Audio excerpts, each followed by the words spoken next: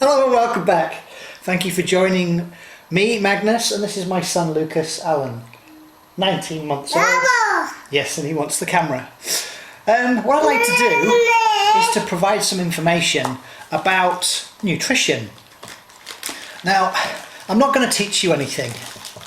I'll just kind of remind you some things you may have forgotten. And it's easy to get lost out there because we have been misled and misfed. How do we know? Just look at the percentage of people with chronic diseases, and that smells very nice, and look at the number of prescriptions that people are getting, toxic prescriptions from their doctor, and in the States alone it's a year, it's over something like 3 million, and it's just crazy world. Are you going to count all these out on there? Okay, right. Now, in any one moment, your body cells, and there's up to 100 trillion in your body, are either being assisted or they're committing suicide. So my question to you is, what do you think your body cells require? Another invite perhaps would be to look at a simple analogy using a car. If you were driving a car that runs on gas or petrol in this country, and let's supposing that you decided to put some, or even by default, you put some diesel in it, what would happen? The chances are the car would break down if you drove it, unless you were smart enough to suddenly realise the error of your ways.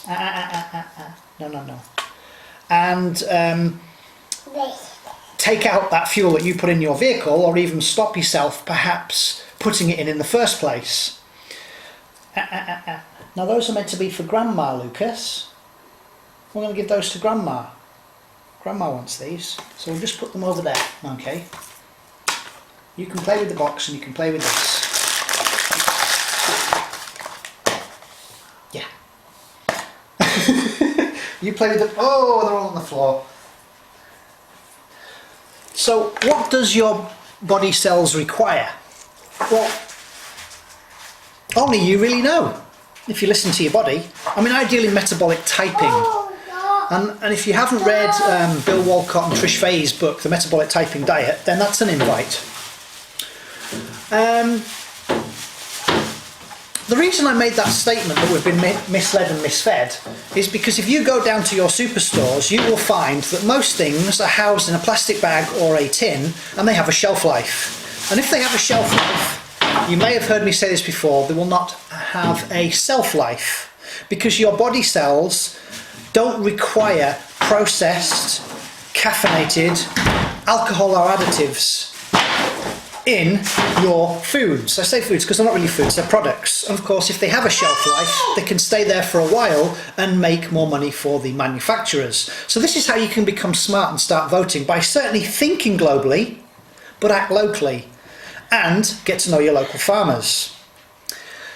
What I didn't share with you was that 4 times more cells in your body, in bacteria, up to 5 pounds, exist in what I call your first brain, which is your stomach. So if you would like to improve your quality of life, and certainly quantity of life as well, I mean, it's not really how long you live as much to the quality of your life, in my opinion, then you really need to hold on to your telomeres. And it's an invite to find out more about them. They're kind of connected to the chromosomes, and ultimately, the longer the telomere is, the longer you will live.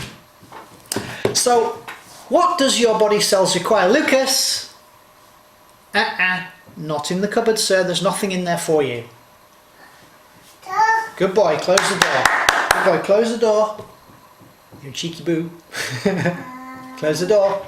Good boy. Well done. You're a cheeky little... He's such a cheeky little man. He's a cheeky little man. Say hi. Say hello. Mama. Yeah, no, I know you want the camera, but every time I give you the camera, you put your little fingertips all over the screen. One of my greatest teachers. So, if you would like to assist your body cells, you've got to give them what they want. They all have a shopping list. And there's another reminder, you have between 23 and 25,000 genes. Everything's connected. The body does not work in isolation. So if you are putting in the wrong fuel, you'll know about it. Because one of the signs and symptoms you'll get is pain, headaches, although 95% of them are caused usually by dehydration. So most of you listening to this recording are likely to be dehydrated. You might be magnesium deficient, you're probably vitamin D deficient. I mean, these are just labels. It's not just about them. It's about the whole picture. You've got to give your cells what they require. Let me share with you, I've never had one headache in my entire life. I can't empathise with anyone that has. Because I've obviously hydrated myself, my serotonin counts have been good, and probably also my dopamine. Notice I separate these things with certain terms, those were neurotransmitters. But the body still works as a whole, in community. If you provide the cells with what they want, they will be assisted. What they do not require is a toxic pharmaceutical drug that will allow you to continue living a dysfunctional lifestyle. So seek to understand with your healthcare practitioner, who may be your doctor, if they know anything about nutrition, what your cells require. That way, you don't get sick, you don't get ill, you don't become a medical statistic, and even just as good, you can share this with other people just by showing up in the being. So the invite is to do more due diligence on what I've just shared with you. Find out what foods are right for you. Start listening to your body. I mean, if I eat some pasteurised cheese, even if it's organic, I get sweat on the top of my head.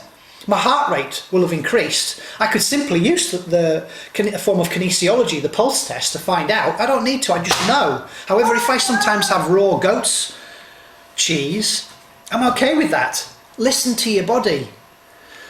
So the invite, I would say, is to find the foods right for you. But if you remove grains, pasteurisation, processed salt, and certainly sugar, you're probably more likely to give your body what it requires, those cells. You'll be giving your car the right fuel so it doesn't break down, or no flashing red lights. You don't need to stick any plasters over it or even remove the bulb in your car, which you could liken to a symptom in your body. But the body is beautifully, divinely, well, it's your birthright to be healthy. However, you've got to put in the right fuel. And to the degree that you're listening to this recording, probably some of you, maybe hopefully most of you are already doing that. You're getting to know your local farmers, you're buying local, and you're eating meats, fish, poultry, all that, vegetables and fruits. Although my invite would be to eat fruits separately, probably to do the two things. Again, do more homework on that, see how that is for you. But the reason I remind you, I remind myself, because I listen to my own recordings, is because of, it's not what we tell them, it's how we show up. But enjoy the journey, have fun. Should we say goodbye? Say bye-bye. Bye. Bye-bye. Yeah. My love to you all. Create yourself a fantastic week. Bye for now.